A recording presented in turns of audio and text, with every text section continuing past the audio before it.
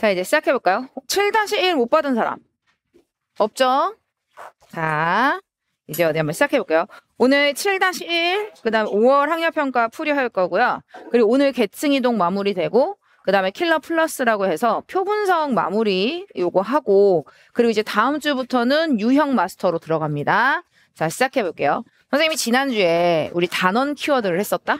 그리고 그 단원 키워드를 바탕으로 애기들 문제 푸는 연습이 필요한 건데, 이게 뭐냐면 아무리 표분석이 중요하다고 할지라도 생각해보면 개념은 시간에 안정적으로 풀어야지 표분석을 풀 시간이 생기고, 그리고 그 개념을 다 맞아줘야지 17문제가 맞춰지지.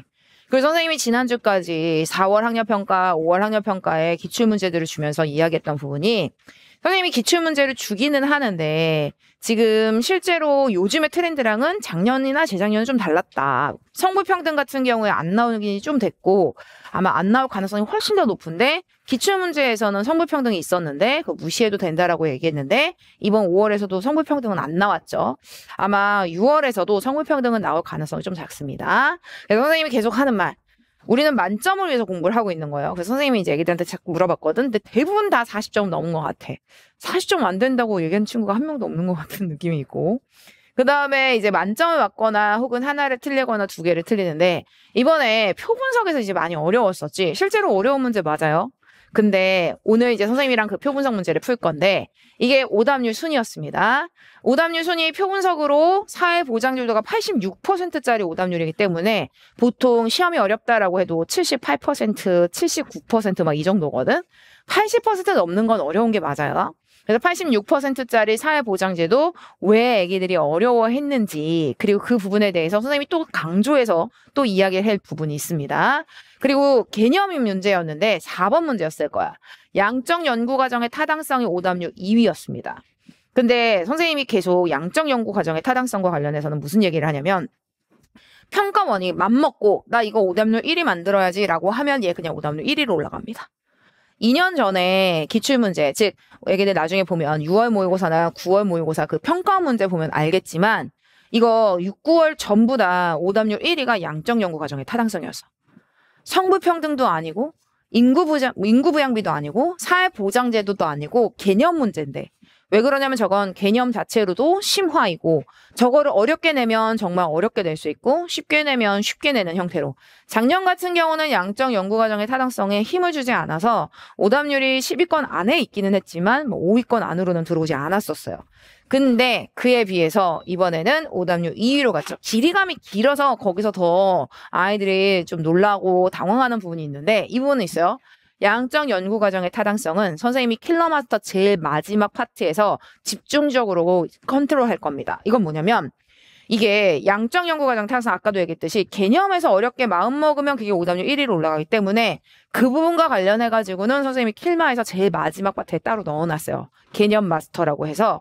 그래서 킬마에서 양적 연구과정 타당성 선생님이랑 전부 다 하고 나면 수능 때까지 개념으로, 그리고 양적 연구과정의 그 문제 푸는 그 포인트로는 틀릴 게 없을 거예요. 그리고 이제 세 번째가 표분석, 인구, 부양비 이 부분인데, 20번까지 풀 시간이 없는 학생들 있지 않을까라는 생각을 하고, 인구, 부양비 문제 자체는 그렇게 어렵진 않았는데, 다만 비율이 바로 딱 한 번에 떨어지는 비율이라기보다는 비율이 한 번 더 이렇게 과정이 있다 보니까 아이들이 여기서 계산 실수를 할 수는 있었다. 그리고 이게 제일 의아한 건데, 사회변동 이론과 관련하여 진화론 순환론이 오답률 4위입니다. 근데 이건 되게 심플해. 전국고 학생들 중에서 아직 5단원까지 공부를 안 한 거야. 그러니까 그냥 진화론 순환론은 그냥 틀린 거야. 그리고 이제 사회집단 사회조직 같은 경우는 2단원 문제이지만 19번 문제죠. 이거는 문제를 푸는 유형이 있어요. 선생님이랑 오늘까지는 계층 이동하고 킬러 플러스라고 해서 모든 표분석을 마무리 짓습니다. 오늘 모든 표분석 마무리 지은 다음에 다음 주부터 할 게 유형 마스터야. 유형 마스터의 그 처음이 이 샤라우 문제. 이러한 아기들에게 이런 뭐랄까 유형 자체로서 개념보다는 이런 문제 푸는 팁이라든지 이런 것들에 포커스를 두는 수업은 이제 다음 주부터 시작할 거예요. 그리고 계층이동 우리 지난주에 선생님이 이야기했던 부분이 있어. 계층이동 진짜 쉽게 나온다. 상중하만 매칭시키면 되고 계산만 해주면 진짜 숫자만 세면 되는 부분이니까 그 정도만 가지고 가도 충분히 문제 풀 수 있을 거다라고 했는데 선생님이 지금 일찍 온 친구들은 선생님이 다 어떻게 시험 봤어라고 물어봤을 때 계층이동은 없었으니까 자 이제 문제는 어디 한번 표 분석 3문제 하고 그리고 나머지 개념 문제 3문제 어디 한번 풀어볼게요. 자, 표 분석 문제입니다. 7-1이죠. 7-1 주간지 제일 앞에 넣어놨었고 본인 시험지 가지고 온 친구들은 본인 시험지 가지고 풀어도 돼요. 지금 선생님이 쭉 물어봤는데 15번 틀린 친구들 꽤 있죠. 자, 15번 문제 가가 공공부조 나가 사회보험인 건 이야기하지 않을게. 근데 애기들 다시 선생님이 다시 또 돌아가서 이야기하는 부분이 있어. 나 애기들에게 항상 하는 말이 있습니다. 표 분석 아무리 어렵게 나왔다고 할지라도 그게 사회보장제도가 됐든 그게 인구부양비가 되었든 그게 계층이동이 되었든 얘를 벗어나는 문제는 출제되지 않습니다. 그래서 애기가 뭔가가 막혔어. 뭔가 문제가 안 풀려. 그럼 이걸 떠올렸어야 돼. 애기들에게 모든 시험 문제는 대부분 다 분자값, 절대치를 물어본단 말이야. 근데 대부분의 시험 문제는 이 절대치에 대해서 비율을 제시하죠. 그럼 그 분자의 비율은 분모값분의 분자값 곱하기 100이란 말이야. 그래서 나 애기들한테 이거 외웠으면 좋겠다라 그랬어. 그리고 애기들한테 이거 내가 맨날 모든 수업 때마다 중얼중얼 따라하게 시킵니다. 그럼 그 시키는 이유가 뭐냐면 심플해. 시험장에 갔을 때 막혔을 때 얘가 그 뚫는 그 포인트를 만들어줄 거거든. 자, 우리 또 한번 해볼까요? 분자의 비율은 시작. 그렇지. 분자의 비율은 뭐분의?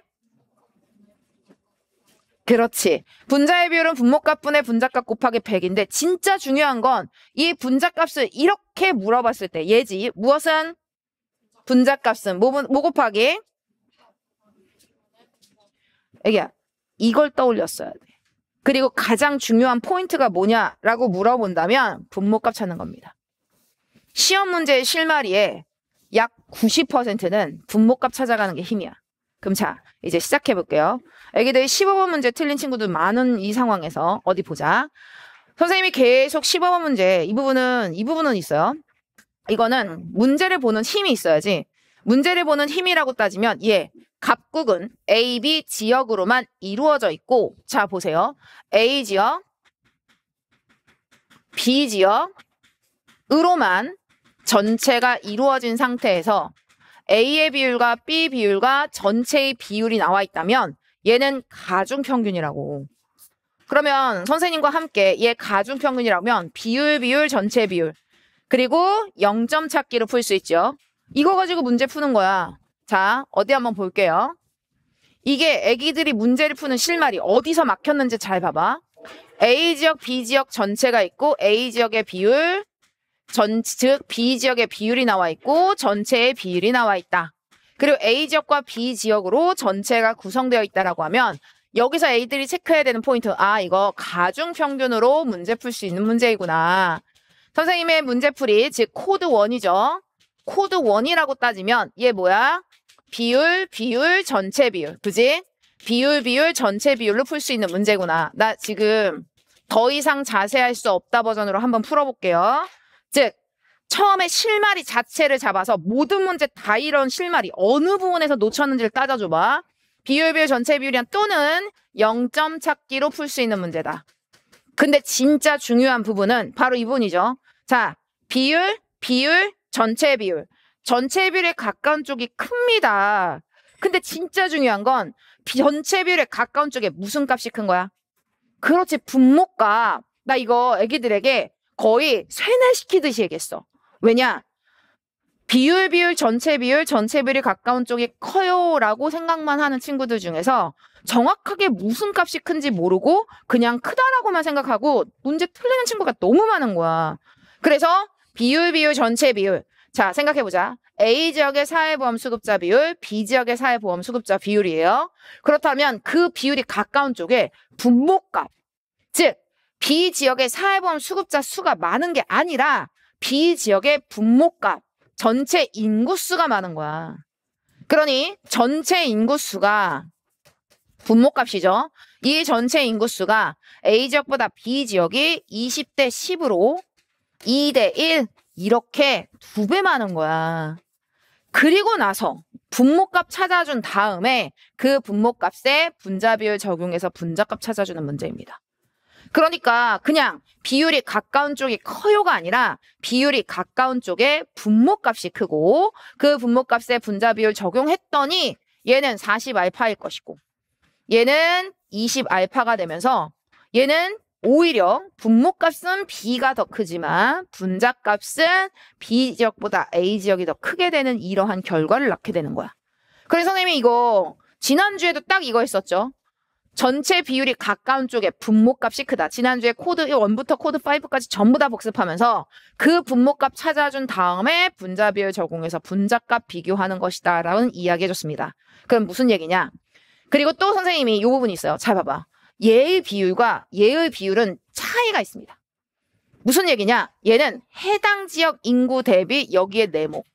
만약에 이 문제 틀렸는데 여기에 네모 안 쳐져 있잖아? 미워할 거야.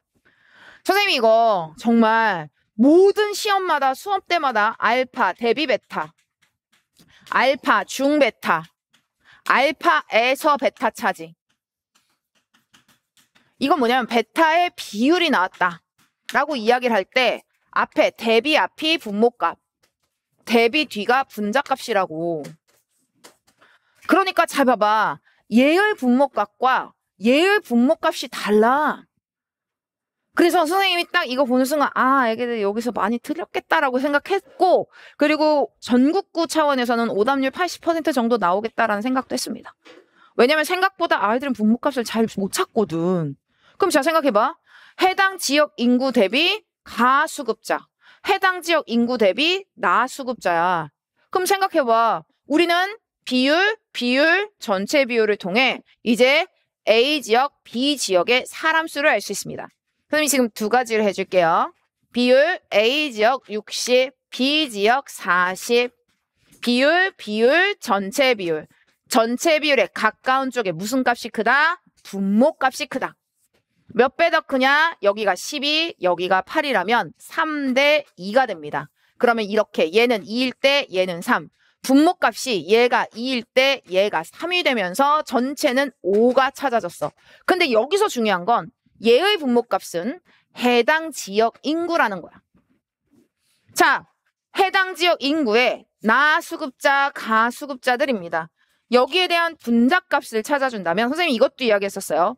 우리 지난주에도 이야기했던 부분들인데 여기 기역에 동그라미가 쳐져 있어. 그렇다라고 하면 얘를 가지고는 알 수 없고 얘를 가지고 알았으니까. 그지? 여기에 실마리인 거야. 아, 비율, 전체 비율, 가중 평균. 그럼 자 생각해봐. A지역의 60과 여기서 실마리, B지역의 40과 전체의 48을 통해 여기서 알 수 있는 건 뭐야? A지역의 분모값, 즉 A지역 인구와 B지역의 인구를 찾아낼 수 있습니다. A지역 인구가 2라면 B지역 인구가 3이라는 걸 찾아주고 전체는 5라는 걸 찾아줄 수 있겠지. 원래대로 따지면 200, 300, 500 이래도 되고요. 2알파, 3알파, 5알파 해도 상관없어요. 자, 여기서 분모값을 찾았어. 그리고 이제 동그라미 기역은 쉽다. 물론 이 기역을 찾아가는 방법은 이래도 되죠. B지역이 또다시 여기가 이제 20이야. 그리고 여기는 전체는 18이 됩니다. 근데 B지역이 3이고 그 다음에 A지역이 2이기 때문에 여기에서 지금 얼마여야지 될까요? 크로스. 그럼 여기는 2만큼 차이 나고요. 여기는 3만큼 차이 나야 되니까 여기는 15. 이렇게 풀어도 되고요. 그래서 선생님이 이야기하는 부분 있지. 집중력이 떨어졌을 때 오히려 이것 때문에 아이들이 실수를 하는 걸 너무 많이 본 거야. 그래서 선생님이 무슨 얘기를 하냐면 얘 곱해봐라. 그러면 분자값이 여기. 그래서 나 자리까지 정해줬어. 언제나 분모값 위에, 즉 분모값을 여기 위에다 적어주고 분모값에 분자비율 곱하면 분자값 되는 거. 원래는 5 곱하기 100, 즉 500으로 바꿔주고 여기에다가 18 해주는 괜히 귀찮잖아. 그냥 이렇게 곱해주면 되잖아. 얘는요 60입니다. 그럼 얘는요 30입니다. 근데 자 생각해봐. 얘가 30이 나오려면 2랑 기역이랑 곱하면 30이야. 그럼 여기서는 15%를 바로 찾을 수가 있습니다. 이렇게 찾아도 상관없고 저렇게 찾아도 상관없다. 그리고 여기서의 분모값은요. 2, 6에 120. 여기서의 분모값은, 여기 분자값은요. 여기 분모가 2니까 여기 분자값 120. 여기서의 분자값 120. 전체는 240. 근데 여기를 봐봐. 이거 해당 지역 나수급자 대비 중복 수급자야. 그럼 자 생각해봐. 해당 지역 나수급자 얘가 분모값으로 올라가는 거야. 내려가는 거야. 근데 얘의 분모값이 둘이 똑같네. 애기야 1대1이네.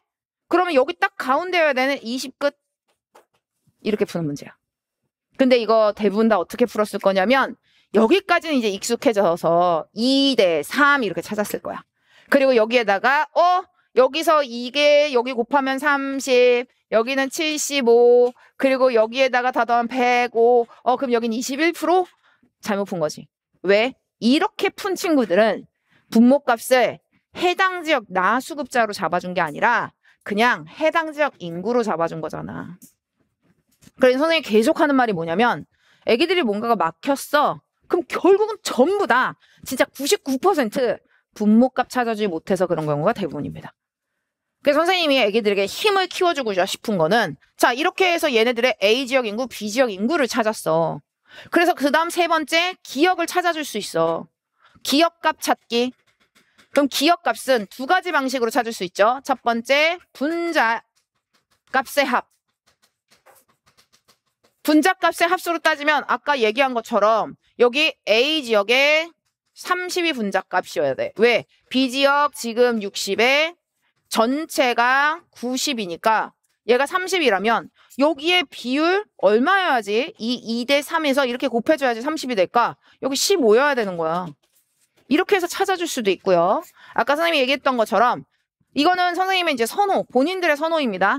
선생님은 이걸 더 추천하는 이유는 생각보다 시험장에 갔을 때 집중력 떨어졌을 때 얘가 더 명확하거든. 그러니까 이거는 본인의 선호에 따라서 뭐가 더 맞는지를 연습을 하면서 이게 더 나한테 맞는데 라는 쪽을 조금 더 훈련을 많이 하면 돼요. 두 번째는 가중평균으로 풀 수 있는 방법이죠. 아까 얘기했듯이 A가 2가 되어 있고 B가 3이 된 상황이야. 네모로 타지면 2가 되어 있고 B가 3이 된 상황이야. 그럼 여기는 하나, 둘, 3대 크로스여야 되잖아. 그럼 여기는 2여야 된단 말이야. 그러면 B가 지금 얼마여야 될까요? 라는 이야기야. 총체 평균이 여기가 18. 그리고 여기는 10, 여기에서는 지금 15지요. 그럼 여기는 3, 여기는 2 차이네요. 그러면 3대 2 그대로 가면 되니까 20 이렇게 찾아줘 상관없다. 이건 두 가지의 방법 다 얘기했어요. 그지? 자, 이제 이 다음에 이 부분. 이제 해당 지역의 나수급자 대비 중복수급자까지 다 찾은 상태입니다. 그래서 여기 비율까지는 찾았지만 실제 그 비율은 얼마일까? 이거 선생님 이 부분. 여기에 분모값은 120이기 때문이다. 여기에 분모값은 120이다. 이걸 보여주려고 했던 거야. 여기에 분모값은 240이다. 이걸 보여주려고. 그리고 만약에 여기에서 분자값은 얼마예요? 라고 하면 이렇게 풀어도 되죠. 분모 곱하기 100분의 15잖아. 또다시 분모값 곱하기 100분의 분자 비율 나오는 거야. 120 곱하기 100분의 25 이렇게 해도 답 찾을 수 있습니다. 그러면 어떻게 되느냐라고 이야기하면 2에다가 30인데 여기에 15 올라가니까 얘는 00 없어지면 18이 될 것이고 그 다음에 여기서는요 라고 이야기를 했었을 때 그지? 여기에서는 지금 숫자 자체 얘네들의 숫자로 똑같이 움직인다면 얘 없어지고 여기가 50되고 15 되면 여기는 20 되겠죠. 그리고 여기는 38 뭐 이렇게 나올 텐데 이 부분은 있어요. 이거랑은 중요하지 않은 게 이게 실제로 시험 문제를 풀 때 여기서는 필요가 없더라고요. 왜냐면 선생님이 이제 이 다음이야. 애기들에게 이런 식으로 가지역 눈으로 확인했을 때 가 수급자, 나 수급자, 가나 수급자는 벤 다이어그램 없이도 괜찮다고 이야기했지만 지난주에 분명히 얘기한 게 있어. 문제를 풀기 위해서 중복 나오는 순간 벤 다이어그램을 그리는 게 훨씬 더 시험장에서 직관적으로 문제를 풀기가 좋다. 왜 그러냐면 이게 여기서 한 번 더 분모값을 달리 주면서 한 번 꼬았단 말이야. 여기서 숫자로 바로 들어가는 것 자체가 실수를 유발할 수가 있어.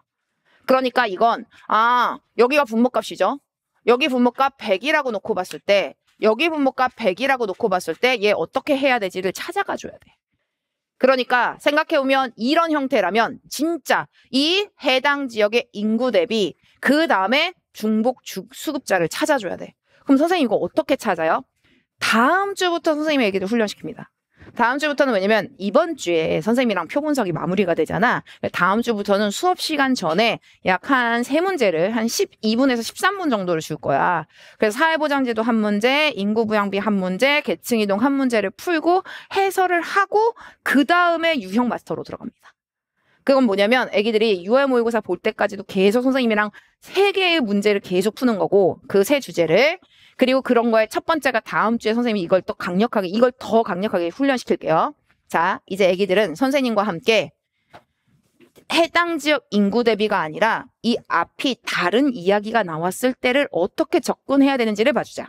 그건 뭐냐면 여기에 네모치고 얘를 100으로 놨을 때 얘가 15라는 이야기야. 그럼 자 생각해봐. 선생님이 지금 얘는 빨강으로 해볼게, 파랑으로 해볼까? 지금 해당 지역 수급자를 100으로 놨을 때 100일 때 얘가 15란 이야기야.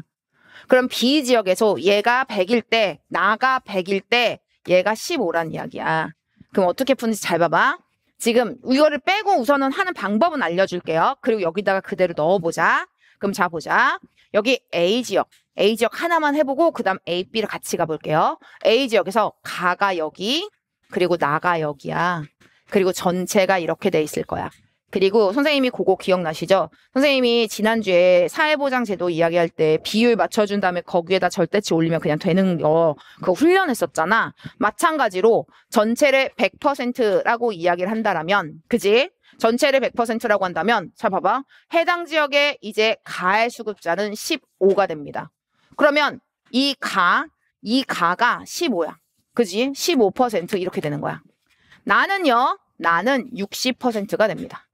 그러면 어디 한번 색깔로 칠해볼까요? 가는 15, 노랑이라고 치면 나는 빨강이라고 쳐볼게요. 나가 60이 되는 거야. 아무도 모르지 않아. 근데 중복을 모르는 거야 지금. 중복이 0일 수도 있어 여기서는. 중복이 최대는 15일 수도 있어. 왜요? 0이 되는 이유는 뭐냐면 얘네 둘이 다 이렇게 쪼개져도 100을 넘어가지 않기 때문에 중복이 0부터 이 가가 전부 다 나에 이렇게 쏙 들어올 때 15까지기 때문에 여기서의 범위는 0부터 15인데 그럼 자 생각해봐. 이제 얘는요. 해당 지역 나 수급자 대비야. 해당 지역 나 수급자를 100이라고 놨을 때 여기서의 세모가 얼마일 거야? 그럼 자 생각해봐.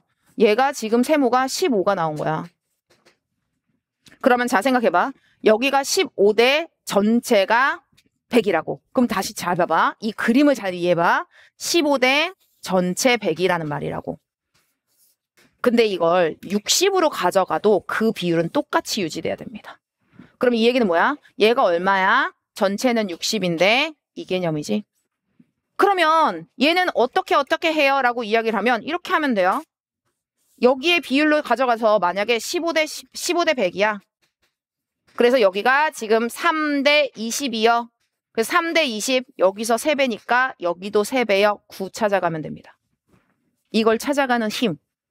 그럼 무슨 얘기냐? 자, 모든 표 분석은 선생님이 계속 이야기하는데 모든 표 분석은 비율 맞춰준 다음에 절대치 맞춰주는 게 전부 다야. A, B가 무엇인지 상관없이 A, B가 지금 얘가 1대 2야. 근데 얘가 30이라면 얘는 15가 되는 거야. 얘가 40이라면 얘는 20이 되는 거야. 얘가 50이라면 얘는 100이겠지. 그 비율을 똑같이 맞춰줘서 A가 20이라면 그리고 B 40 물어보는 형태야. A가 50이라면 그러면 B 100이라고. 근데 여기서의 비율 잘 생각해봐. 아, 해당 지역. 그럼 자, 이 문제를 딱 보는 순간 해당 지역 전체가 100인데 얘가 15. 근데 여기는 60이네. 그럼 실제는 얼마일까? 라고 놓고 봤을 때 아까 얘기했던 3대 10, 20. 여기서 3배니까 여기도 3배 9가 되는구나. 이렇게. 그래서 실제 여기 얘가 해당 지역을 기준으로 간다면 얜 9가 됩니다. 그러면 얘는 얼마예요? 자, 이제 똑같이 해볼까요? 아까 얘기했죠. 얘는 이제 9 나왔으니까 얘가 9야. 그래서 여기를 9라고 잡으면 얘는 전체가 60이잖아. 그럼 여기는 51이 잡혀지죠. 얘가 9야. 근데 지금 가는 15여야 돼. 그럼 여기는 6이 되겠지. 이렇게 해서 전체를 찾을 수가 있습니다. 이 비율을. 자, 이제 여기 비율은요. 자, 생각해봐. 여기 비율은 또 똑같아. 만약에 이렇게 됐어. 이제 이게 눈에 보이기 시작하잖아. 그러면 해당 지역 나 전체가 100일 때 얘가 25. 근데 얘가 1대 4네요. 근데 지금 나 지역의 비율이 40%래. 그럼 여기는 10이겠네요. 끝났어. 1대 4가 1대 4로 여기로 똑같이 유지돼야 되니까. 여기가 10일 때 여기가 40인 거거든. 그러니까 여기는 30이 됩니다. 그러니 여기서 10일 때 얘는 30이 됩니다. 얘가 10이라면 지금 가의 수급자 10이 되죠. 요렇게 해서 진짜 비율을 찾아준 거야. 전체를 100이라고 놨을 때 요렇게 말이지. 근데 여기서만 끝난 게 아니죠. 우리는 무엇을 알 수 있어? 절대치 무슨 값? 분모값이, 즉 인구수가 A가 2, B가 3인 걸 알잖아. 여기다 200 얹어줘. 그럼 얘 다 똑같이 220, 2배씩 해주면 돼. 12, 여기에 18, 102가 됩니다. 여기는 300 얹어줘. 3배씩 해주면 되잖아. 여기는 90, 여기는 30, 여기는 30. 이렇게 해서 전부 다 숫자를 찾았습니다. 그럼 자, 생각해보자. 기역과까지 찾은 후 포인트가 이제 네 번째가 여기였지. 네 번째 얘가 1, 2, 3이라고 치면 그지? 여기를 1, 여기를 2, 여기를 3이라고 해보자. 그럼 이 세 번째의 포인트는 분모값을 체크해줬었어야 된다.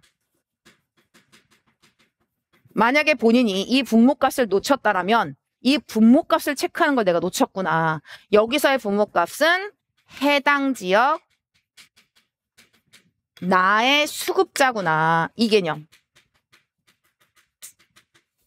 근데 우리는 지금 이 분자값을 통해서 나의 수급자 수를 찾았고, 그지? 나 수급자를 분자값을 찾았고, A와 B의 그지? 이 수급자를 찾았고, 그렇게 찾았을 때 얘가 1대 1이니까 120, 120 똑같았었잖아. 그러니까 여기에 비율, 15와 25의 딱 사이는 딱 가운데 1대 1. 크로스에서 1대 1이어야 되니까 딱 가운데 20이 되는구나 라고 이렇게 해서 비율까지 찾아준 거야. 그리고 나서 진짜 비율이 필요한 부분이지. 진짜 비율은 아까 얘기했듯이 이 부분. 해당 지역 나 수급자 대비했을 때 얘를 분모값 요렇게 치고 여기서 얘를 100으로 놨을 때 얘가 15다. 그래서 나중에 선생님이랑 이제 다음 주에 선생님이 이 문제를 한번 줘볼게요. 그래서 요렇게 분모값을 달리 주는 문제들도 선생님이랑 훈련할 겁니다. 그럼 다시 한번 얘기하지만 이제 보이시죠? 해당 지역 나 수급자를 100으로 놨을 때 얘가 15 이렇게 말이지.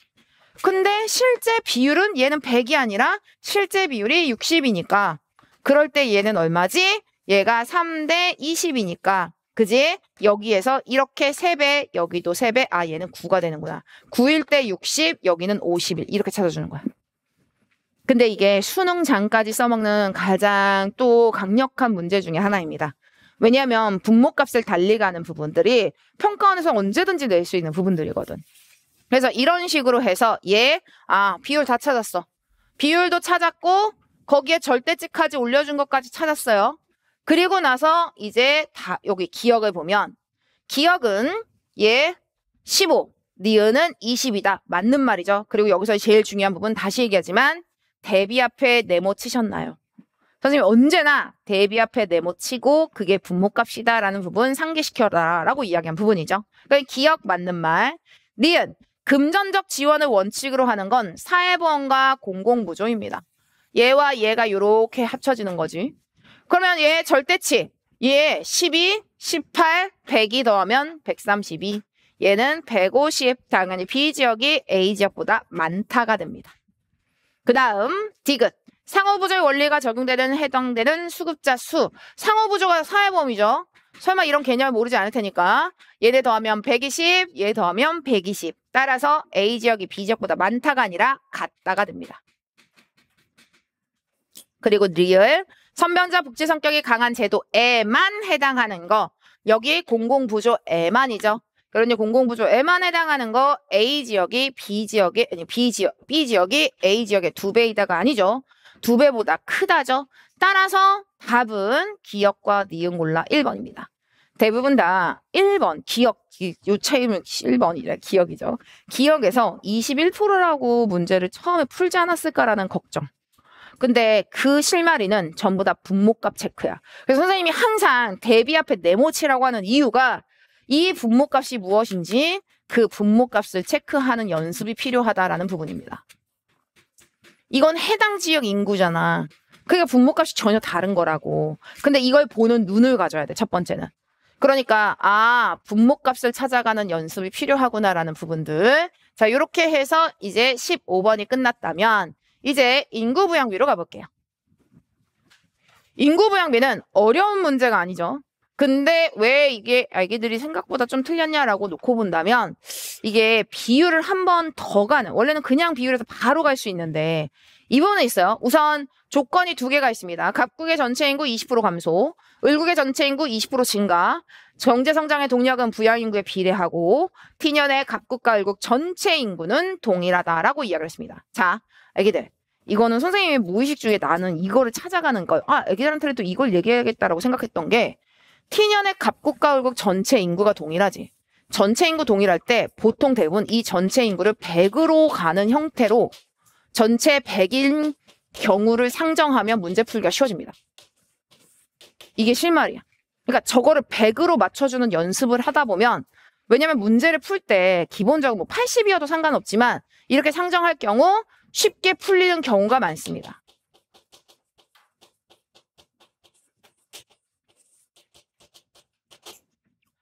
선생님이 이 부분 다시 또 이야기하지만 모든 평가원의 표분석 문제는 비율 맞춰준 다음에 거기에 절대치 올려주는 게 다다.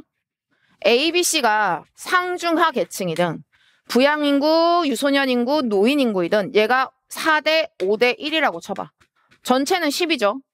그러면 여기서 시험 문제가 뭐가 나오는 거냐면 얘가 20명일 때 얘 몇 명? 얘 5배 준 거잖아. 얘 25명, 얘 5명. 이런 식으로 5배 주는 거잖아. 그러니까 여기 50명 이렇게 되는 거야.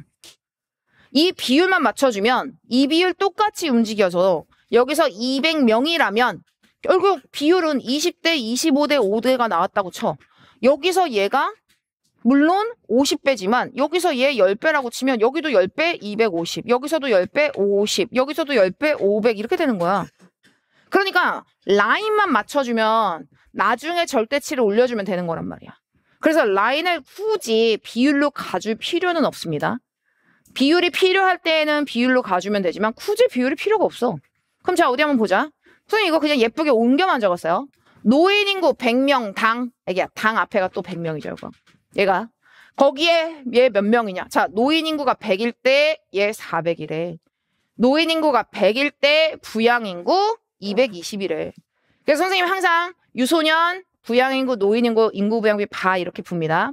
만약에 선생님이랑 이제 오늘 처음 풀이를 하거나 그리고 작년에 공부를 했다가 선생님이랑 이제 지금 하는 친구들은 선생님 계속 얘기했어. 이걸 세로로 풀어도 똑같죠? 뭔 상관이야, A, B, C.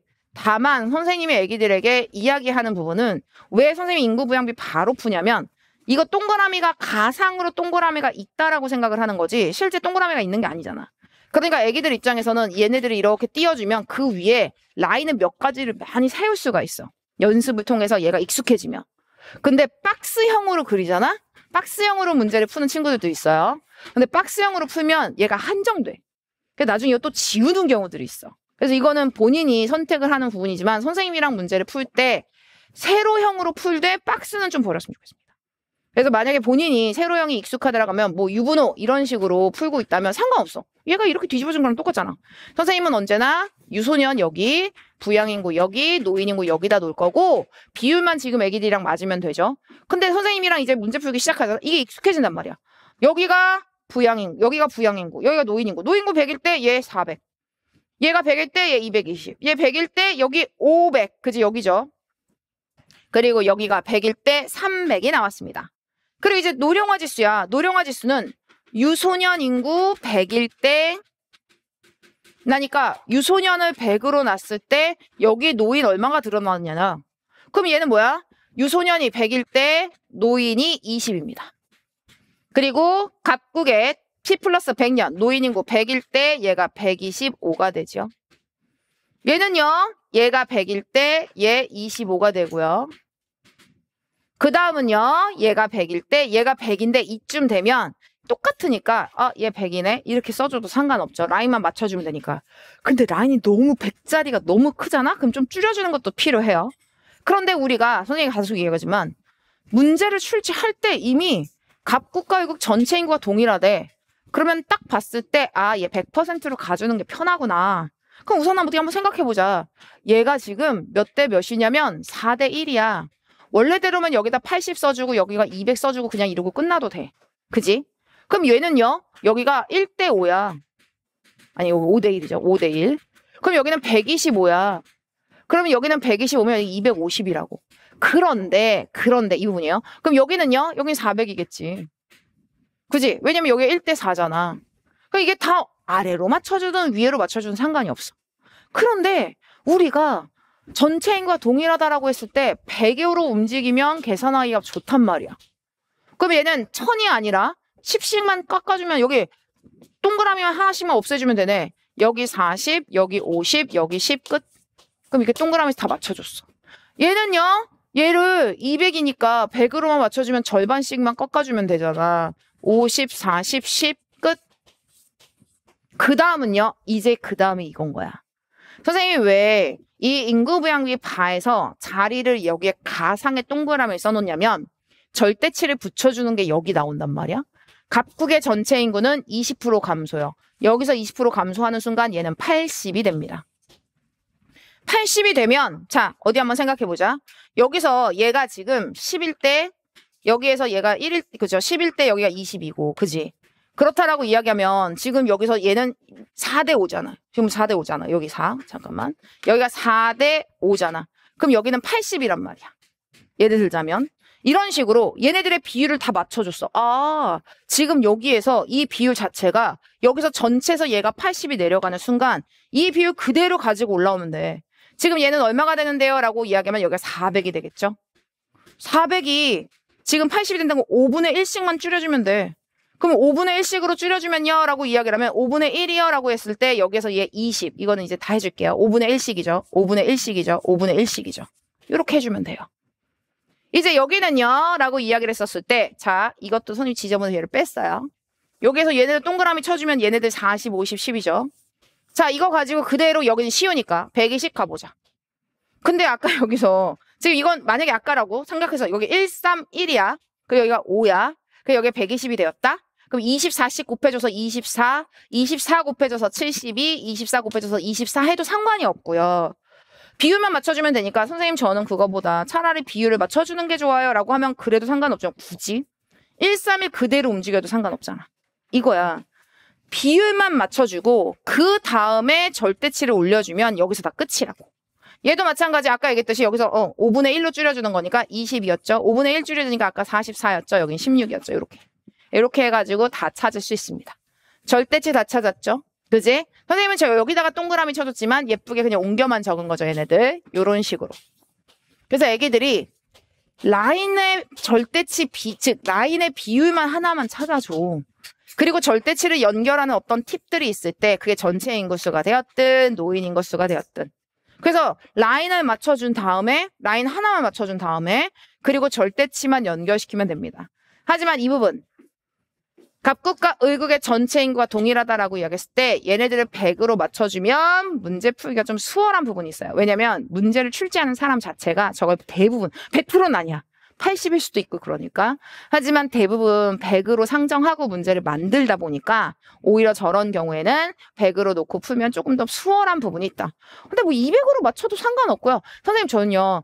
180, 20, 그 다음에 500 하고요. 여기서 250 해서 그냥 여기서 250으로 500으로 맞춰줬어요. 괜찮아.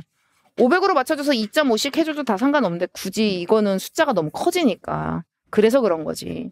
자, 이렇게 했다면 이제 1번. T 플러스 100년에 노인 인구는 갑국이 을국보다 많다라고 이야기했습니다. 이거 선생님이 너무 막 지저분해가지고 이거 다 써온 거예요. 그럼 이걸로 해볼까? 인구수잖아. T 플러스 100년 노인 인구는 이라고 하면 얘네들이죠. 지금 갑국이 을국보다 많다라고 했는데 아니요. 적다가 됩니다. T년 대비 T 플러스 100년 노령화 지수의 증가율인데 자, 여기 노령화 지수의 증가율은 여기 쓰여 있잖아. 노령화 지수라고. 20이 125가 된 게 25가 100보다 당연히 크지요. 이건 그냥 계산해줄 필요도 없어요. 작은 게 커졌어. 근데 그거보다 약간 더 큰 게 더 좀 커지긴 했지만 얘보단 좀 작아. 당연히 얘의 증가율이 크겠지. 그지? 그러니 여기에서 2번 T년 대비 T 플러스 100년의 노령화지수 증가율은 갑국이 7보다 크다가 됩니다. 갑국은 T년보다 T 플러스 100년의 경제성장 동력. 아까 경제성장 동력이라고 하는 건 부양인구 수에 이야기하는 건데 갑국 같은 경우 부양인구 수가 증가했습니다. 따라서 얘 약화가 아니라 오히려 강화고요. 을국은 T년보다 T 플러스 100년의 유소년 그다음 노인 인구의 합이 전체 인구에서 차지하는 비율이 낮다라고 이야기했는데 여기서의 비율 얘 절반이지. 그냥 절반. 이게 더 이제 문제 풀기가 쉽습니다. 얘 절반이 안 돼. 요거 절반이 안 되지. 숫자로 따지면. 그리고 그거 비율 찾아주면 이렇게 비율까지 찾아줄 수 있지만 굳이 비율 안 찾아줘도 절반 안 되잖아. 이렇게 해도 충분하죠. 그러니 답 4번입니다. T년과 T 플러스 100년을 비교했을 때 갑국과 달리 을국은 이라고 이야기를 하는데 120에 24가 20%이고 그 다음에 80에 20은 25%잖아. 둘 다 초고령 사회입니다. 따라서 얘 요렇게 을국은 고령화 사회에서 초고령 사회로 갑국과 달리라는 말이 틀렸다. 따라서 이 부분 이렇게 비율 맞춰준 다음에 절대치 올려주면 되는 문제예요. 그래서 선생님이 계속 이야기하는 부분이 비율을 어떻게 맞춰주든지 간에 선생님이랑 인구 부양비 구구단 했던 이유가 구몬학습법처럼 막 빨간 펜처럼 했던 이유가 빠르게 비율 찾아주는 거야. 그래서 굳이 비율 아까 얘기했듯이 131로만 움직여도 문제 충분히 다 풀 수 있다고. 그러니 조금 더 빠르게 갈 때 그 중간 그 단계들을 본인이 빠르게 스킵할 수 있는 그런 훈련이 좀 필요합니다. 자, 이제 그리고 계층 이동은 표 분석이어서 선생님이 풀이를 하기는 하는데 이건 빠르게 넘어갈게요. 선생님이 아까 처음에 물어봤을 때 계층 이동 틀렸다는 친구 한 명도 못 본 것 같아. 우선 선생님이 이 부분 자 이거는 한번 생각해보자. A에서 상승 이동이 불가능하다라는 말과 A로의 상승 이동이 불가능하다는 다른 표현입니다. 그래서 이 표현 하나만 보고 갈게요. A에서 상승 이동이 불가능하다는 건 여기에서 위로 올라가는 게 불가능하다는 말이야. 이 미래로서 과거가 아니라 미래로서 얘는 아래로 하강만 가능하다는 이야기지. 그러니 A는 상층입니다. 근데 있잖아. A로의 상승 이동이라면 이런 식으로 얘가 여기에서 올라가는 게 불가능하다는 이야기야. 이때 A는 하층입니다. 얘는 하강 이동만 가능하다는 이야기거든. 그러니까 얘는 하층의 개념이야. 물론 수능은 요즘에는 뭐 이런 거보단 조금 더 명확하게 주기는 하지만 이건 당연히 이 말의 표현 자체도 알아둬야 돼요. A가 상층이고 B에서는 하강 이동이 불가능하대. 하강 이동은 불가능하고 위로 올라가는 것만 가능하다면 B는 하층. 그러면 A는 상층, B는 하층, C는 중층이 되죠. 자, 이제 이 부분 개수만 세주면 돼. 상, 중, 하. 자, 개수 세는 방법 조금 빠르게 세는 방법이에요. 그러니까 얘가 상이고 여기가 중이고 얘가 하지. 그러면 있잖아. 이렇게 화살표 그려놓으면 눈에 보이기 쉽습니다. 이게 무슨냐면 우리의 직관이 상, 중, 하로 흐르거든. 그래서 화살표만 그려놓으면 숫자를 어떻게 빨리 써야 되는지가 눈에 보여. 아, 여기가 상, 여기가 중, 여기가 하니까 3, 4, 3이네. 그럼 여기서는 3, 4, 3. 여기서는요, 또 똑같이 이렇게 화살표 그려봐. 그럼 여기는 1, 여기는 2, 여기는 7이네. 그럼 여기는 1, 2, 7. 이런 식으로 전부 다 찾으면 얘는 30, 60, 3, 50, 20. 어렵지 않아서 이건 빠르게 넘어갈게요. 그러니 1번. 부모 세대 계층 구조의 경우 얘입니다. 부모. 갑국은 다이아몬드형 맞지만 을국은 모래시계형 게 아니라 피라미드형이고요. 자녀의 계층 구조의 경우 을국에 비해서 갑국이 사회통합에 더 아니야. 사회통합에 유리한 건 언제나 뭐였어? 얘였잖아. 그지? 그 다음 다이아몬드형이니까 갑국의 부모 세대 상층은 자녀 세대 상층의 인구와 같다라고 이야기를 합니다. 근데 지금 여기를 보면 칸이 모두가 동일하잖아, 면적이. 그러니까 다 똑같이 10개씩이라고 다 정해져 있다라고 한다면 여기에 상층 인구, 그 다음에 여기에 상층 인구 같다라고 볼 수 있죠. 다음 3번. 그 다음 4번. 을국의 자녀 세대의 하층 인구는 얘지요. 중층 인구의 2.5배가 아니라 바뀌었죠. 중층 인구가 하층 인구의 2.5배. 갑국의 부모 세대 하층 인구는 의국의 부모 세대 하층 인구보다 적습니다. 얘는 70, 얘는 30이니까. 그래서 요거 끝. 자, 이제 그리고 오답률 2위 문제. 양적 연구 과정의 타당성입니다. 양적 연구 과정의 타당성은 있잖아요. 얘기들 선생님이랑 킬러 마스터 할 때 다시 할 겁니다.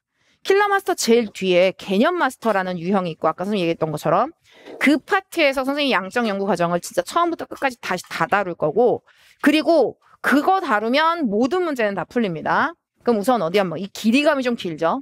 선생님이 애기들에게 꼭 이 부분은 있어.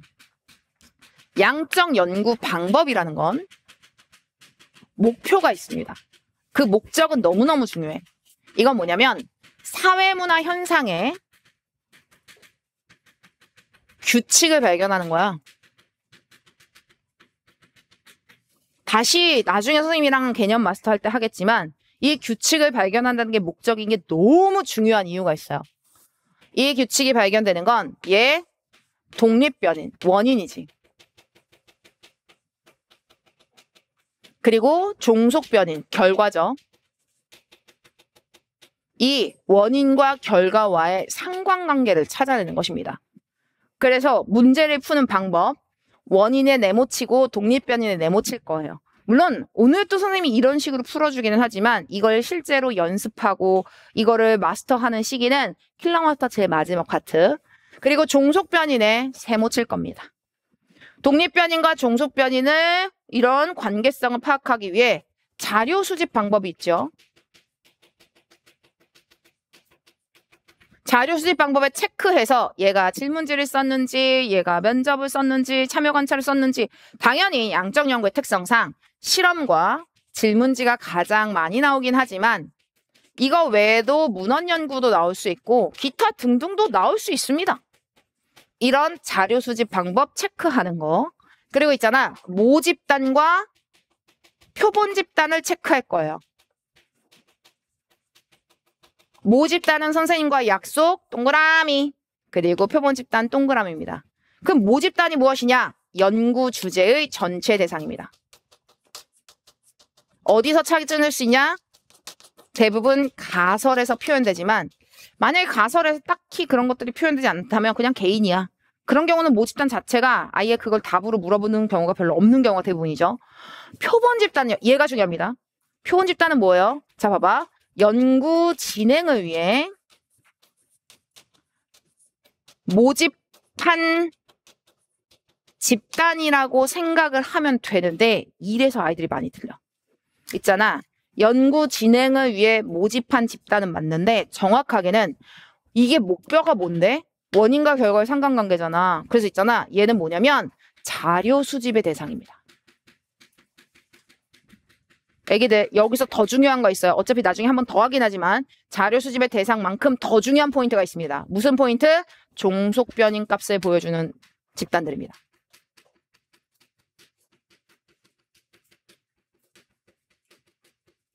그래서 이건 선생님이랑 나중에 훈련할 거야. 왜냐면 아이들은 연구를 위해서 모집만 하면 다 표본이라고 생각하거든. 하지만 연구를 위해서 모집을 했어. 여기 오세요. 시대인재를 오세요. 그래서 얘네들한테는 관찰한 거 기록하라고만 시켰다면 연구를 위해 모집을 했지만 이들은 연구의 보조자일 뿐 종속변인 값을 보여주는 그런 표본 집단이 아닌 거야. 저걸 가지고도 문제를 출제하죠. 그래서 모집단, 표본 집단, 그리고 개념의 조작적 정의가 있습니다. 그리고 중요한 부분이 있어요. 개념의 조작적 정의. 개념의 조작적 정의라는 건 연구를 위하여 추상적 개념을 구체화시키는 거야. 아이들은 추상적 개념의 구체화가 개념의 조작적 정의야. 얘는 수치화시켜도 상관없죠. 구체화라는 건 OX로 나눠져도 구체화됐다라고 볼 수 있고요. 수치화는 정말 수치, 통계의 수치. 그 있잖아. 제일 많이 출제되는 부분들이 다 여기 안에서 다야. 대부분이. 그럼 무슨 얘기냐? 자, 개념에 어떤 개념이 있는데 개념을 다시 한 번 썼다. 개조작 아니라고. 근데 그냥 다시 한 번만 쓰면 개념의 조작적 정의라고 생각하는 애들이 너무 많은 거야. 저거 가지고 많이 출제되죠. 자, 이제 이 부분. 선생님이 요거 다시 한번 얘기하지만 여기 만약에 요거를 체크만 한다면 독립변인의 네모, 종속변인의 세모, 자료 수집 방법 체크, 모집단, 표본집단, 개념의 조작적 정의를 문제를 풀면서 그냥 쓰면서 분석하면 내려가는 거야. 이걸 다시 올라와서 하는 게 아니야. 물론 선생님이랑 이거의 연습은 킬마 제일 마지막에 다시 할 거예요. 자, 볼까요? 아이돌 팬덤의 심리적 특성이 아이돌 관련 상품에 대한 구매 의지에 미치는 영향이라고 이야기합니다. 아직 이 부분이 가설은 아니지만 문제 제기에서도 얘가 드러날 때가 있어. 얘가 원인이 구매 의지에 미치는 영향이니까 이렇게 네모세모 치는 거야. 이거는 이제 연습이야. 선생님도 솔직히 0점 찾기로 안 풀고 비율 전체 비율로 풀고 그럴 때 있단 말이야. 근데 이거는 무조건 선생님 독립변인 종속변인 다 찾는 네모 치는 연습을 합니다. 집중력 떨어질 때 뭔가 놓칠까 봐. 얘 독립변인 종속변인 찾았어. 이의 값은 아이돌 팬덤 활동에 경험이 있는 4명과 대화하여 이런 심리 상태에 대한 심층적 자료를 수집하였다. 면접법 썼네요. 선생님, 원인과 결과의 관계인데 왜 면접이에요? 이거는 진짜 연구가 시작하기 전에 연구에 도움을 받고자 이들에 대해서 어떤 것들에 대해서 설문지 작성할까 이거 참고하려고 한 거겠지. 갑은 자료 수집 및 분석의 결과를 바탕으로 아이돌 팬덤 심리를 잡아봐. 심리를 행복감, 모방 욕구 2가지로 분류. 나 이럴 줄 알았다. 나는 선생님이 이 문제 딱 보자마자 이거 개념의 조사적 정의로 선지가 나왔겠구나. 그런 생각이 드는 거야. 이제 애기들과 선생님이 나중에 훈련할 때는 이 선지 낚는 선지로 나오겠네. 그 생각까지 가질 만큼 훈련하고 수능장에 가는 거야. 얘는 행복감, 모방 욕구 이 심리적 특성을 이렇게 구분을 한 거지 이게 개념의 조작적 정의 된 게 아니야. 그럼 개념의 조작적 정의 여기 분류하였고 아이돌 팬덤 활동에 있는 200명을 연구 대상자로 자 여기서 200명 동그라미 치고 얘가 표본입니다. 왜 연구 대상자고 다시 이야기하면 이 밑에까지 내려가면 얘가 종속변이 값을 보여주는 애들이거든. 갑은 구조화된 문항을 통해 행복감을 지난 일주일간 밑줄 자신이 좋아하는 아이돌의 영상을 시청한 시간에 별표 치세요. 개념의 조작적 정의 됐습니다. 얘를 얘로 개념의 조작적 정의 되겠다. 이렇게 연결시켜주는 거야. 그러니까 그냥 문제를 풀 때 이미 다 분석이 돼서 내려와서 밑에선 답이 손을 들고 있을 거야. 그 다음 모방 욕구는 지난 일주일간 아이돌 패션 스타일을 따라했던 횟수 별표. 그리고 이 모방 욕구 이렇게 얘가 개념의 조작적 정의야. 이렇게 측정하였다. 자료 분석 결과 2가지 심리 특성 중 1가지 심리 특성만 아이돌 관련 상품에 대한 구매 의지와 유의미한 정해관계를 나타냈으며 나머지 하나는 유의미한 정해관계가 나타나지 않았다. 결론이 도출됐네요. 하나는 그럼 여기 가설 지금 드러나 있지 않은 상황이에요. 가설이 드러나지 않고 양적 연구 진행하고 나중에 이런 부분들 독립변인, 종속변인 이런 것들은 물어볼 수 있는 그런 상황들도 있죠. 자 이제 을입니다. 을은 빨강으로 구분해볼까? 을은 갑의 연구에서 봐봐. 다른 1가지 심리 특성의 유의미한 정해관계가 왜 나타나지 않았는지잖아. 즉 1가지는 나타난 거고 얘는 나타난 애들이고 그지? 얘 나타나지 않았는지를 밝히는 거잖아. 얘 나타나지 않은 거잖아. 나타나지 않은 거. 연구 목적으로 설정하였다. 그리고 미디어 관련 연구기관이 발행한 아이돌 팬덤 유행에 대한 보고서 체크. 얘 문헌연구법 썼네요. 참. 그리고 이런 측정하였다라고 이야기를 하고 구조화된 문항을 통해서니까 여기서도 또 체크. 질문지법 썼죠. 얘는 문헌연구법 여기 썼죠. 그 결과 갑의 연구에서 팬덤의 유형을 구체화할 필요가 있음을 파악하였다. 을은 아이돌 팬덤의 유형을 활동 참여도의 기준으로 지속형과 활동형으로 분류하였고 을은 갑의 연구에 참여했던 대상자들의 동의를 구한 후 갑의 연구에서 행복감의 정도가 높게 나타난 것으로 판명된 100명을 대상으로 얘가 이제 표본이 되겠죠. 이런 식으로 아이돌 관련 상품에 대한 구매 의지와 아이돌 팬덤의 유형에 대해서 이렇게 되겠지. 그치? 왜냐면 얘는 심리적 특성이 왜 정해관계가 안 나타나서 이거 그대로 가지고 온 거잖아. 그러니 이 결과, 자료 분석 결과 아이돌 팬덤의 유형 중 지속형보다 활동형이 아이돌 관련 상품에 대한 구매 의지가 유의미하게 높게 나타나 가설을 수용하였다. 여기서의 가설이라는 건, 요거 팬덤의 유형에 따라서 얘네들이 지금 구매 의지를 더 키우는 부분들이 있구나. 을은 연구 결과를 바탕으로 아이돌 팬덤 활동을 하며 느끼는 행복감이 높더라도 팬덤의 유형에 따라 아이돌 관련 상품에 대한 구매 의지의 차이가 있다는 결론을 도출하였다라고 이야기했습니다. 우선 먼저 첫 번째, 갑의 연구입니다. 아이돌 팬덤 활동 경험이 있는 200명은 모집단이 아니라 표본 집단이고, 그리고 왜 표본인지를 생각해보면 단순히 연구를 위해서 모집했기 때문에 표본이 아니라 연구를 진행함에 있어서 종속 변수 값을 보여주는 게 표본이야. 그러니까 자료 수집의 대상이 되는 게 표본이야. 여기서의 모집단은 뭐예요? 안 나와 있습니다. 이런 경우 모집단은 그냥 개인 전체, 사람 전체가 되는 거야. 따라서 얘 1번 답이 되지 않습니다. 2번, 니은은 기억의 개념의 조작적 정의. 이럴 줄 알았어. 근데 이거 선택한 애들 한 20%, 30%인가 되더라고. 한 번 다시 쓰잖아? 그러면 다 아이들의 개념의 조작적 정의라고 생각하는 지가 벌써 한 3년 됐어. 그러니까 거기 낚이지 마세요. 다시 쓰였다고 개념의 조작적 정의가 아니라 개념의 조작적 정의는 수치와 구체화되어야 되기 때문에 시청한 시간, 그 다음 여기 횟수, 이런 게 개념의 조작적 정의야. 따라서 얘 X가 됩니다. 3번, 디귿 단계, 미음 단계 모두 연구자의 가치 중립이 요구된다라고 이야기를 하는데요. 이거 잠깐 책 뒤에 한 번만 넘어가 볼게요. 선생님이랑 제 마지막 파트 164페이지입니다.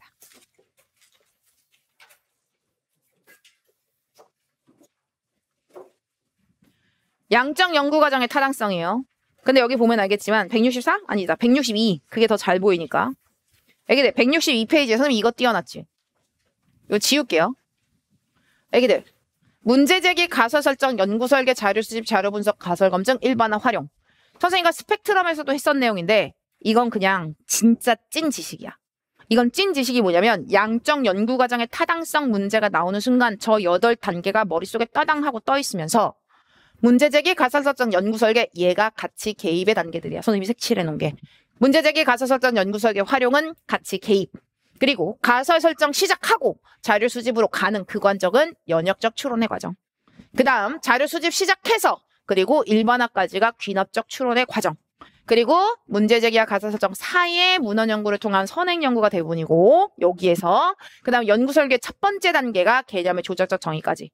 얜 그냥 찐 지식이야. 그렇다라고 한다면 자료 분석은 어딨어? 예지역, 가치, 중립입니다. 연구 목적을 설정하였다. 문제 제기입니다. 가치, 개입, 가치, 중립입니다. 그러니까 이건 진짜 찐 개념이야. 찐 개념. 그냥 지식형이야. 그러니 디귿 단계, 그 다음 미음 단계 모두 가치 중립 아닙니다.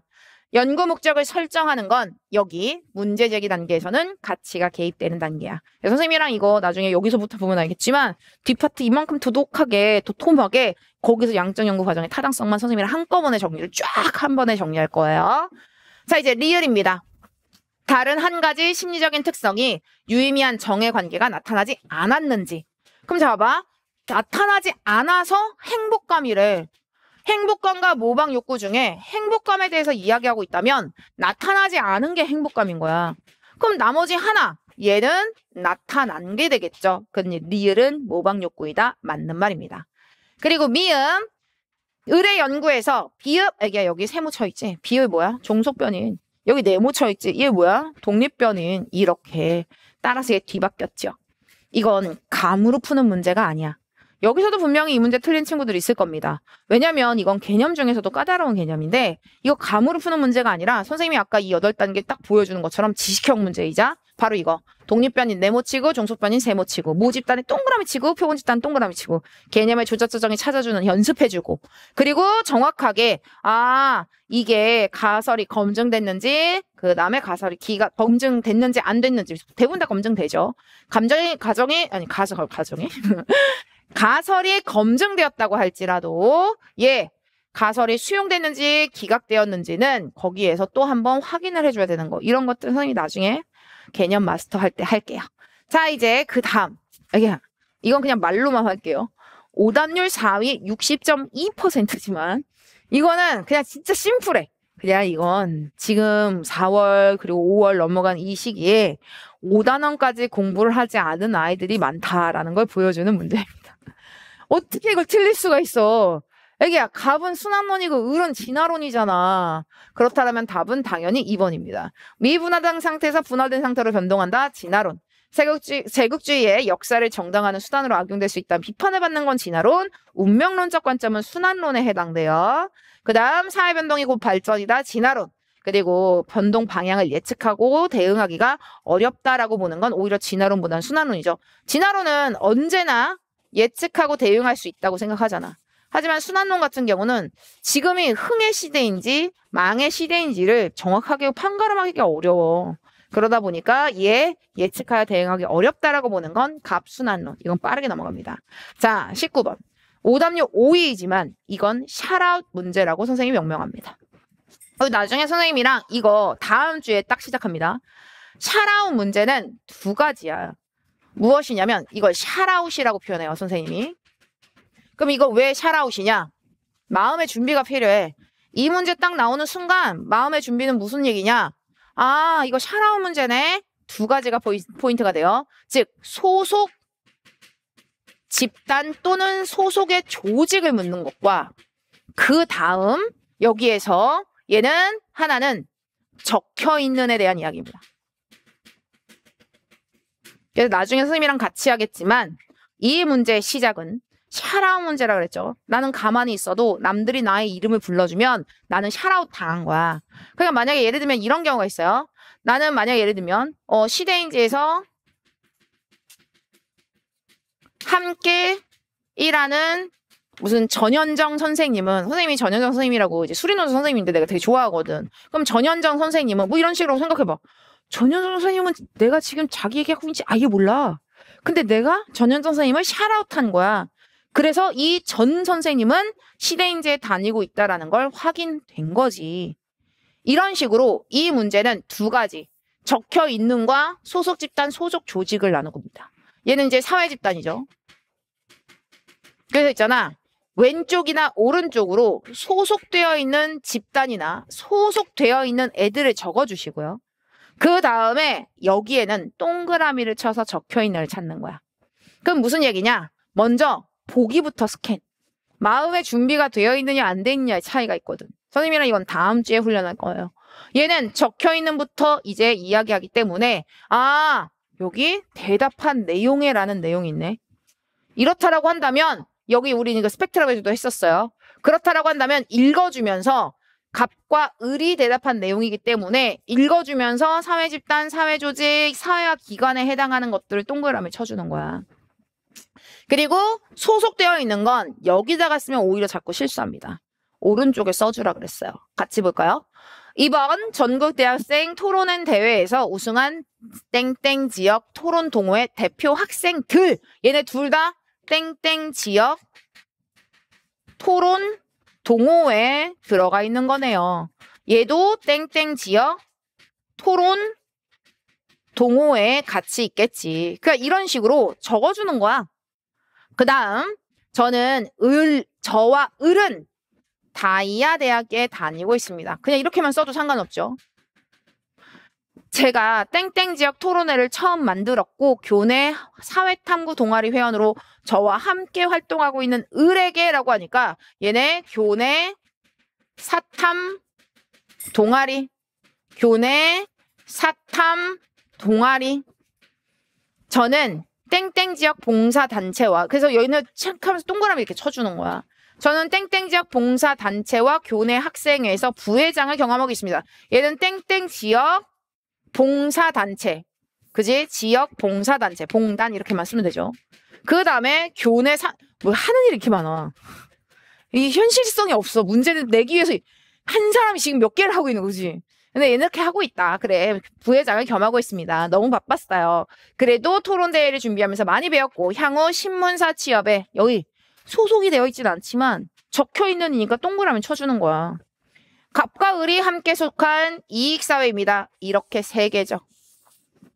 그래서 나중에 이것도 깨알 같은 팁들이 있어요. 어디다 쓰는 게 좋고 어떻게 체크하는 게 좋고 이런 것들. 무엇을 우리가 시험장에서 체크해야 하는지 이런 것들은 다음 시간부터 선생님이랑 같이 하는 샤라운 문제 유형 정리하는 데서 이제 그걸 정리하면 돼. 자, 이제 니은. 갑과 을이 함께 속한 비공식 조직의 개수는 이라고 하죠. 교내, 탐구 동아리죠. 사탐 동아리. 그러니 한 개입니다. 그 다음 갑과 을이 속한 비공식적 사야기관은 각각 2개이다라고 이야기를 했는데 얘는 2개가 맞아. 동호회, 사탐 동아리. 근데 얘 2개지만 여기도 2개 더 있잖아. 얘 4개나 있어. 따라서 얘 X. 갑과 을이 대답한 내용이니까 이제 소속과 상관없이 대답이 여기야. 대답한 내용에 나타난 2차적 사회학기관이면서 다 2차야. 여기서 1차 없죠. 자발적 결사체, 학교 자발적 결사체 아니고요. 그 다음에 토론 동호회, 탐구 동아리, 봉사단체, 산악회 자발적 결사체고요. 신문사 자발적 결사체 아니고요. 그러니 얘 4개다라고 하는 말 맞는 말이죠. 그래서 니은과 리을 골라 답은 2번 됩니다. 자, 이렇게 해서 우리가 5월 모의고사 전부 다 풀이를 했습니다. 선생님이 지금 표분석 문제 3문제랑 함께 그 다음 이제 오답률 높은 일반 개념 문제도 했는데 오답률 높은 일반 개념 중에서 양적 연구 과정의 타당성은 선생님이 킬러마스터에서 다시 한번 다룰 것이고 그리고 표분석은 다음 주부터 매주 3개씩 문제 풀고 그 다음 풀이하면서 수업 시작할 거예요. 근데 표분석 중요하지. 그리고 애기들 정도면 선생님이 이제 오늘 쭉 다 물어봤더니 애기들 다 잘해가지고 막 1개 틀리거나 다 맞거나 2개 틀리거나 요 정도가 다더라고. 거의 대부분 1등급 뭐 요런데 그러다 보니까 선생님이 더 표분석에 포커스를 맞추는 건 사실 맞지만 이 부분이 있어요. 표분석 3문제입니다. 애기들에게 표분석을 이렇게 강조하는 건 일반 개념이 다 되어 있다라고 선생님도 생각하고 있는 부분이에요. 그러니까 혹시라도 일반 개념 부족한 친구들, 만약에 이 부분을 잊어버렸어요 라고 하는 친구들은 선생님이 스펙트럼 돌아가서 그 개념 다시 한번 봐야지. 그런데 사문화는 그 특성상 개념이 많지가 않다 그랬어. 그래서 개념이 많지 않기 때문에 오늘 처음 수업 듣는 친구들은 개념 총정리라고 해서 선생님 전단원 총정리 한 3시간짜리 영상이랑 엑셀표 처음부터 모든 단원 처음부터 끝까지 다 할 수 있는 영상 줍니다. 그래서 그거 복습하시면 되고요. 애기들은 선생님이 그거 한 2-3번 줬죠 벌써. 근데 그것만 해도 개념은 딱히 어렵지 않아. 그러니까 개념 자체보다는 오히려 요즘에는 이제 상황 판단이나 표분석이 조금 더 중요하다. 만점을 맞기 위해선. 하지만 계속 이야기하지만 결국 표분석 진짜 메인은 2문제밖에 안 되잖아. 그럼 나머지 17문제는 개념이라는 얘기예요. 개념 잘 해두셔야 됩니다. 자, 이렇게 해서 5월 모의고사를 마무리했습니다.